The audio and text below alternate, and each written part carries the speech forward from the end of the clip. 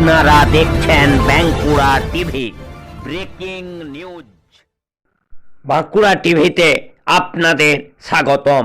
আজ বাঁকুড়া টিভির chief editor the tiger journalist দাদা উত্তম দে। প্রথমেই শুরু করছি উত্তমের প্রশ্নবাণ।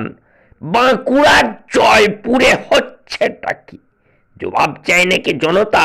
হ্যাঁ, অবশ্যই জবাব চাইছে। এরপর আসছি বাংলার টপ নিউজগুলিতে বাঁকুড়া টিভির পর্দায়। পাত্র সাহেব বালশিতে শুভেন্দু ঝড়ে উবে গেল মমতার তৃণমূল। গত 8 তারিখ পাত্র সাহেব বালশিতে ছিল বিরোধী দলনেতা শুভেন্দু অধিকারীর জনসভা।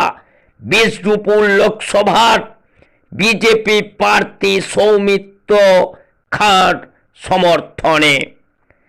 আর সেই জনসভায় মমতা ব্যানার্জির যে জনসভাকে টপকে দিল জনতার যে জনজোয়ারের দিক থেকে, এবং এই জনসভায় প্রায় 10 থেকে 12 হাজার মানুষের ভিড় হয়, যার ফলে মমতার তৃণমূলের কাঁপুনি ধরে যায় এবং বিভিন্ন দিক থেকে এই জনসভায় যাতে মানুষের ভিড় না জমে সেই জন্য পুলিশ প্রশাসনের সহযোগিতায় তৃণমূল কর্মীরা চেষ্টা করে এই মিছিলে বাধা দেওয়ার, কিন্তু সেই বাধাকে অতিক্রম করে প্রায় 10 থেকে 12 হাজার মানুষের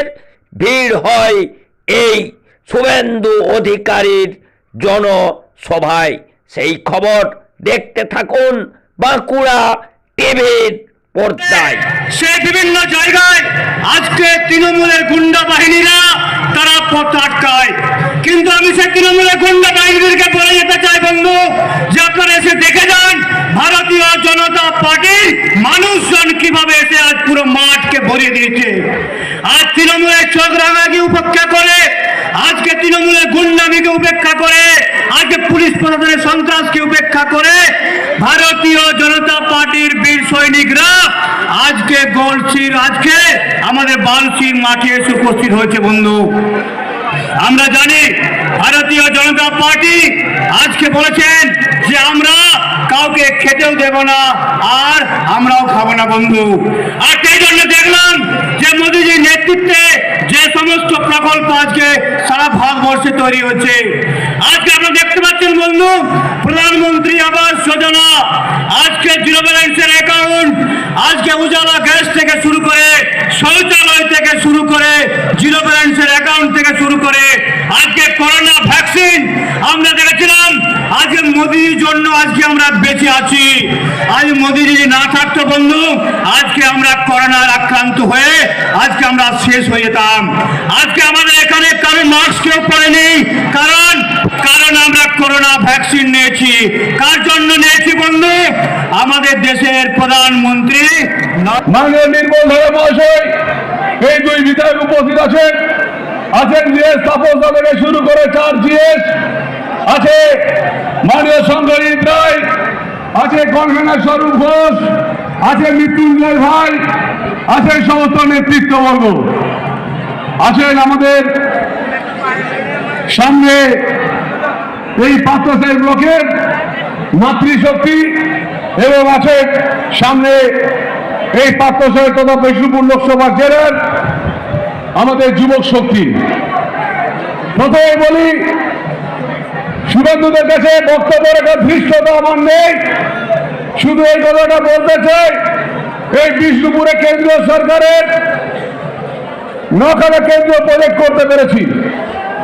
আপনারা এই পাত্র সাহেব থেকে ট্রেনে চাপলে আপনারা হাওড়া এবং শিয়ালদা যেতে পারবেন, মশাগ্রাম কানেকশন আপনাদের করতে পেরেছি।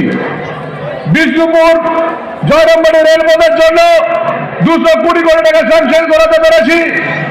আপনাদের আমাদের বিষ্ণুপুরের পাত্রসাহের দেবতা ঠাকুর যেভাবে সাড়েশ্বর মন্দির 400 বছরের পুরনো সেই মন্দিরের কাজ করতে পেরেছি গঙ্গাজলড়ি ব্লকের শালী ব্রিজ জেলা সভাপতি গোন্দা বিধানসভার জনপ্রিয় বিধায়ক সম্মানীয় অমরনাথ শাখা মহাশয় উপস্থিত আছেন। আমাদের এই দুই বিধানসভার সম্মানীয় বিধায়ক দিবাকর ঘরামি মহাশয়, নির্মল ধারা মহাশয় উপস্থিত আছেন। আমাদের তাপস দা ভাই, আমাদের স্বরূপ থেকে শুরু করে সংগজিৎ থেকে শুরু করে আমাদের সমস্ত মঞ্চে উপবিষ্ট সম্মানীয় অতিথিগণ এবং আজকের এই কার্যক্রমে এই জনসভায় আজকে বিভিন্ন জায়গা থেকে আগত সমস্ত বীর সৈনিক। ভারত মাতা জয় হোক, জয় হিন্দ।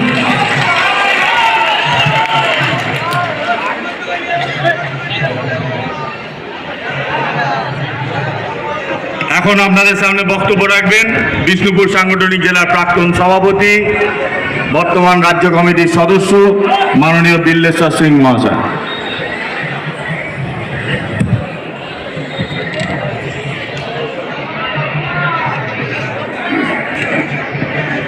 ভারত মাতা কি জয় শ্রীরাম। ভারতীয় জনতা পার্টি বিষ্ণুপুর সাংগঠনিক জেলা পক্ষ থেকে আজ ইন্দাস বিধানসভার অন্তর্গত পাত্রসাহেব ব্লকে আজকে যে বালসি উচ্চ বিদ্যালয়ের মাঠে বিষ্ণু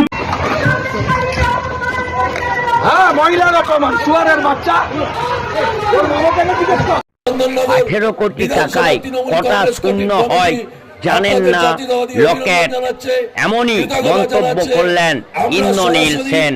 হুগলির লোকসভা কেন্দ্রের তৃণমূলের প্রার্থী রচনা ব্যানার্জির সমর্থনে চন্দননগর সার্কাস মাঠে একটি নির্বাচনী জনসভা অনুষ্ঠিত হয়ে গেল এবং সেখানে দিদি নাম্বার 1 রচনাকে দেখার জন্য মানুষের ভিড় ছিল উপচে পড়া। এমনকি বসার জন্য চেয়ার কম পড়ে গেলে নিজের নেত্রীকে দেখার জন্য মানুষ মাটিতে বসে থাকলেন ঘন্টার পর ঘন্টা। উপস্থিত ছিলেন চন্দননগরের বিধায়ক তথা রাজ্যের মন্ত্রী ইন্দ্রনীল সেন। সেখানে ইন্দ্রনীল সেন মন্তব্য করলেন যে 18 কোটি টাকায় কটা শূন্য হয় জানেন না লকেট চট্টোপাধ্যায়। সেই খবর ক্যামেরা বন্দী হলো বাঁকুড়া টিভির ক্যামেরায়, আর সেই খবর দেখুন বাঁকুড়া টিভির পর্দায়। কি বললেন ইন্দ্রনীল সেন? ব্যবসা সংক্রান্ত মানুষকে ধ্বংস করে দেওয়া হলো। আজকে দিনের যারা গ্যাসের উনুনে রান্না করতেন সেই 400 টাকার গ্যাসকে 1000 টাকায় নিয়ে গেলেন। আর কি করলেন? সমস্ত দ্রব্য মূল্য বৃদ্ধি করলেন। কিসের মাধ্যমে? ওই যাচ্ছে দিন দেখলাম তাদের, আমরা দেখতে পেলাম আমাদের দেশের প্রধানমন্ত্রী নরেন্দ্র দামোদর দাস একটা বটবৃক্ষ, আমি তো তার মধ্যে ছোট্ট একটা ফল। সেই বটবৃক্ষ যতদিন আমাদের উপরে এইরকম ভাবে থাকবেন ততদিন আমরা সবাই ভালো থাকবো, আমাদের পশ্চিমবাংলার মানুষ ভালো থাকবে। তাই বটবৃক্ষকে ভালো রাখার দায়িত্ব হচ্ছে আমাদের সবার। সেই দায়িত্বটা আমাদের বর্তায় যে আমরা তাকে ভালো রাখবো, তবেই আমরা সবাই ভালো থাকবো, বিশ্বাস করুন। আজকে 2019-এ যখন 2021-এ যখন বিধানসভা ভোট হলো তখন দিদি একটাই কথা বলেছিলেন, যদি তৃণমূল কংগ্রেস জয়ী হয় তখন আমি দুটো প্রকল্প নিয়ে আসবো। প্রথম প্রকল্প হচ্ছে লক্ষ্মীর ভান্ডার, আর দ্বিতীয় প্রকল্প হচ্ছে খাদ্যসাথী প্রকল্প, যেখানে বিনা পয়সায় গরিব মানুষ রেশন পাবে। একদমই জানি আমি, সবাই পান, শুধু আপনি নয়, সবাই পান। এবং যখন এইরকম ভাবে বিপুল জয় হলো তৃণমূল কংগ্রেসে, দিদি কিন্তু দিদির কথা রেখেছেন। আজকে ঘরে ঘরে প্রতিটি মানুষ লক্ষ্মীর ভান্ডার পাচ্ছেন এবং খাদ্যসাথী প্রকল্পের বিনা পয়সার রেশন প্রতিটি মানুষের ঘরে পৌঁছচ্ছে। সেটা 500 থেকে 1000 হয়েছে, 1000 থেকে 1200 হয়েছে, এবং তাছাড়া আরো 64টা প্রকল্প দিদির চলছে সারাক্ষণ সারা সময়। এবং তিনি আরো চিন্তা করছেন, আরো ভাবছেন আমরা যদি দিদির পাশে থাকি, দিদি আরো বিভিন্ন ধরনের প্রকল্প নিয়ে আসবে পশ্চিমবাংলার উন্নতির জন্য, মানুষের পাশে থাকার জন্য। তাই আমি আপনাদেরকে কথা দিচ্ছি, আমাদের সাথে থাকুন, তৃণমূল কংগ্রেসের পাশে থাকুন। আপনারা ভালো থাকবেন, আপনারা ভালো থাকলে আমরা ভালো থাকবো। সবাইকে প্রণাম। বিধানসভার মানুষদের এই মঞ্চ থেকে বার্তা দিচ্ছি, আগামী 20 মে সেই ভুলটা আপনারা আর করবেন না। এখানকার সাংসদ হওয়ার জন্য যিনি দাঁড়িয়েছেন, তিনি এই সার্কাস মাঠ থেকে 9 এপ্রিল বলে গেছে যে এখানকার বিধায়ক নাম নেবার সাহস নেই। আমার নাম নেবার সাহস আছে, কিন্তু ওই নাম আমি উচ্চারণ করতে চাই না। কারণ যে মানুষের আশীর্বাদে, মানুষের দোয়ায় এখান থেকে জয়যুক্ত হয়েছে, মানুষের প্রয়োজনে 5 বছরে তাকে যখন এক মুহূর্ত পাওয়া যায় না, আমি একজন জনপ্রতিনিধি হয়ে ওই ধরনের জনপ্রতিনিধির নাম আমি জীবনে উচ্চারণ করব না। আর উনি ভয় আমার নাম উচ্চারণ করেননি এবং বলে গেছেন যে এখানকার বিধায়ক নাকি চন্দননগরের বুকে 18 কোটি টাকা দিয়ে একটা বাড়ি করে রয়েছে। আমার একটাই প্রশ্ন ওনাদের, এবং এই মাইকের আওয়াজ যেখানে যেখানে যাচ্ছে তাদের কাছেও বলছি, ওনাকে আগে জিজ্ঞেস করুন যে 18 কোটিতে কটা শূন্য হয় সেটা জেনে নিতে। আর ধরে নিলাম আমি 18 কোটি টাকা করেছি, হ্যাঁ করেছি। আমি আজকে এখানে মঞ্চ থেকে ঘোষণা করে যাচ্ছি, এর আগেও 2-1টা মিটিং আমি বলেছি, এখনো পর্যন্ত খোঁজ পাইনি। এই 18 কোটি টাকার আমার সম্পত্তি ওনার কথা মতো আমি এখানকার বিজেপি প্রার্থীকে এই মঞ্চে এখনই যদি কথা দেন, আমি 9 কোটি টাকায় বিক্রি করে দেবো, এবং ওই 9 কোটি টাকা আমি এই চন্দননগর বিধানসভার উন্নয়নের জন্য খরচা করে যাব। তার এমপি ল্যাডের একটি পয়সাও চন্দননগর ভদ্রেশ্বরের মানুষ পায়নি। 18টা লোকে বলে না 10 টাকা 10 টাকা 10 টাকা, 100 টাকা 100 টাকা 100 টাকা, আমি 18 কোটির মাল বিজেপির সাংসদকে 9 কোটি টাকায় দিয়ে যাব। আসন্ন অষ্টাদশ লোকসভা নির্বাচনে শ্রীরামপুর লোকসভা কেন্দ্রে জাতীয় কংগ্রেস সমর্থিত বামফ্রন্ট মনোনীত সিপিআইএম প্রার্থী সর্বভারতীয় ছাত্রনেত্রী কমরেড ইপসিতা ধর চুঁচুড়াতে জেলা শাসকের দপ্তরে মনোনয়নপত্র জমা দিলেন। এদিন প্রার্থীর সাথে ছিলেন জেলার সিপিআইএম নেতৃত্ব। এছাড়াও এদিন মনোনয়ন জমা দেন হুগলি কেন্দ্রের সিপিআইএম প্রার্থী মনোদীপ ঘোষ ও আরামবাগ কেন্দ্রের সিপিআইএম প্রার্থী বিপ্লব মৈত্র। দলীয় নেতা কর্মীদের সাথে মিছিল করে মনোনয়ন জমা দেন সমস্ত প্রার্থীরা। সেই খবর দেখতে থাকুন, এই গুরুত্বপূর্ণ খবর দেখতে থাকুন বাঁকুড়া টিভির পর্দায়।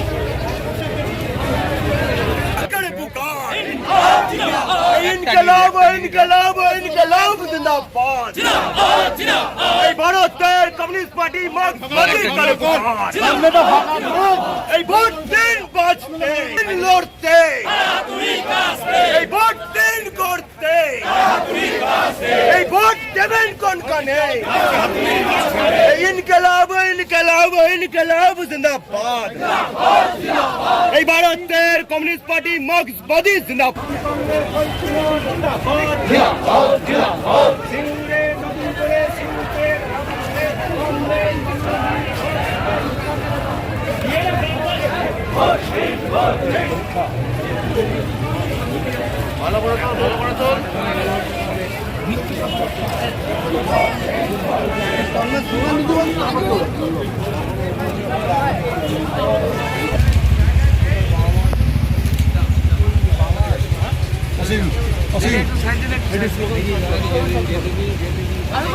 इनकलाब जिंदाबाद सीपीआईएम का रफ्तार इनकलाब जिंदाबाद बीजेपी तृणमूलेर বিরুদ্ধে সরকারকে বিপুল ভোটে জয়ী করুন।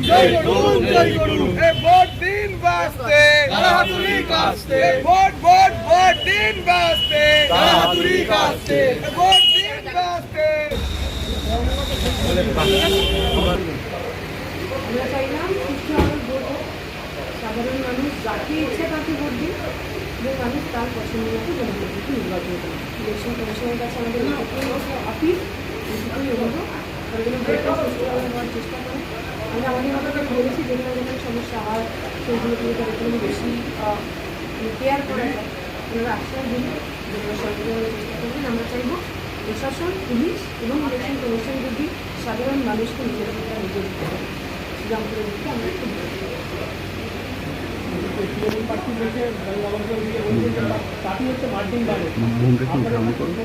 হ্যাঁ, এমন চাপ যেটা আপনার নিজের জনপ্রতিনিধি নির্বাচিত এমএলএকে গাড়ি থেকে নামিয়ে দিতে হচ্ছে। শুধু নির্বাচনে মার্জিন বাড়ানোর চাপেই যদি এমএলএকে নামিয়ে দেন, এরপরে যেটার চাপ হলে আমি জানি না উনি হয়তো নিজেই নেমে যাবেন। তো উনি কী বললেন তাতে আমাদের বিশেষ কিছু যায় আসে না। 15 বছর ধরে উনি কিছু বলেননি, 15 বছর ধরে শ্রীরামপুরের সাধারণ মানুষের জন্য উনি কিছু করেননি। ডায়লগ দিতেই পারেন, সবার কথা বলার অধিকার আছে ভারতের সংবিধান অনুসারে, কিন্তু আমার মনে হয় নির্বাচনে রাজনীতির উদে আসুন, মানুষের রুটি রুচি, অপ্রুটি রুচি, জনতাই রুচি। আমরা রুটি রুচির কথা বলবো, ডায়লগ মানুষ কার কথা শুনে। দিদি এবং তারপরে তো উনি বলছেন যে মার্জিন প্রায় 2 লক্ষেরও বেশি হবে। আমি তো বলছি নির্বাচনে হেরে যাওয়ার পর ওনার একটা অপশনাল মানে একটা অল্টারনেট প্রফেশন হতে পারে, তিনি হাত দেখতে পারেন, ভবিষ্যৎবাণী করতে পারেন। আমাদের মনে হয় না মানুষ কাকে ভোট করবেন, কত ভোটে জিতবেন এইভাবে তো বলবেন। যদি সত্যিকারের ভোট হয়, সাধারণ মানুষের ভোট দেয়, এই সমস্ত বিষয়গুলো দিদি ম্যাডাম যেটা আপনাদের বিজেপি পার্টি ছিলেন একটা অডিও সেই ধরনের বিজেপি একজন প্রাক্তন সদস্য তাকে গ্রেপ্তার করেছে, কি বলবেন? তো আমার ভবিষ্যৎবাণী মিলে গেছে। আমি ঠিক দুদিন আগে বলেছিলাম ওনার একটা খুব ইডিওটিক একটা ক্লিপ ছিল যেখানে তিনি বলছেন দীক্ষিতা তার নামের আগে কংগ্রেস লিখলেন, অতএব যে ব্যক্তিগত আপলোড হয়েছে তার নামে কংগ্রেস, তাহলে এর পিছনে দীক্ষিতাদের কথা আছে। আমার বলতে ইচ্ছা করছিল উনি ওনার নামের আগে স্ত্রী লেখেন, তাহলে কন্যাশ্রী, যুবশ্রী, যতগুলো স্ত্রী মমতা ব্যানার্জি দেয় তার সঙ্গে কিন্তু খুবই রকম যোগাযোগ আছে। মানে এরকম কথা যে কেউ বলতে পারেন একজন প্রাপ্তবয়স্ক মানুষ। আমি তখনও বলেছিলাম যে আপনারা এফআইআর করুন, সাইবার ক্রাইমে আপনারা অভিযোগ করুন। আমরা তো এখন সব উন্নত হয়ে গেছে, তো কোন আইপি অ্যাড্রেস থেকে আপলোড হয়েছে, কোন লোকেশন থেকে আপলোড হয়েছে, সমস্ত কিছু পাওয়া যাবে। তো আমি বলেছিলাম আমার মনে হয় ওনার দলের লোকেরাই এইসব আপলোড করছে, যেহেতু বিজেপির প্রার্থী বিশেষ কোথাও কিছু হচ্ছে না, একটু ফুটেজ পাওয়ার জন্য তারা নিজেরা এইসব করছে। দেখা গেল আমি যে বলেছিলাম সেটাই ঠিক হলো, আমার ভবিষ্যৎবাণীটা ঠিক হয়ে গেছে। ওনাদের দলের লোকেরাই ওনার বিরুদ্ধে এই সমস্ত কাজ করছে। আমরা মনে করি না মানুষের ব্যক্তিগত জীবন, যে তাকে ফোন করলো, তার অডিও রেকর্ডিং নিয়ে তোমার ইলিগাল কাজকে আমরা রাজনৈতিক কাজে ব্যবহার করবো। বিজেপি তৃণমূলের বিরুদ্ধে বলার জন্য আমাদের কাছে রাজনৈতিক কথা যথেষ্ট আছে। তবে ফোন রেকর্ডিং আর কথোপকথন সেগুলো নিয়ে ভারতের কমিউনিস্ট পার্টি, মার্ক্সবাদী আমরা রাজনীতি করি, আগেও করি না।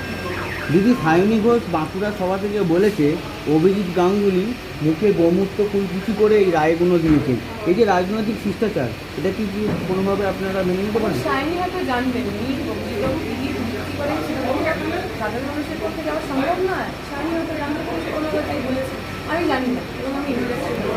আমার মনে হয় নির্বাচনের আগে এই সমস্ত কথাগুলো থেকে আমরা যত অ্যাভয়েড করতে পারি তত ভালো। এই সময় দাঁড়িয়ে নির্বাচনে সায়নী উত্তর দেওয়া উচিত ছিল, তাহলে 26,000 ছেলেমেয়ের চাকরি গেছে। চাকরি কেন গেছে? দুর্নীতির কারণে। চাকরি কেন গেছে? তৃণমূলের সরকার, সায়নী দেবী যে রাজনৈতিক দল করেন, যার প্রার্থী এবার যেমন বলছেন, তারা ওএমআর শিট জমা দিতে পারেনি, মাত্র 30% শিট ওএমআর শিট জমা দিয়েছে, ওই কারণে সমস্ত এমপ্লয়মেন্ট ছেলেমেয়ের চাকরি গেছে।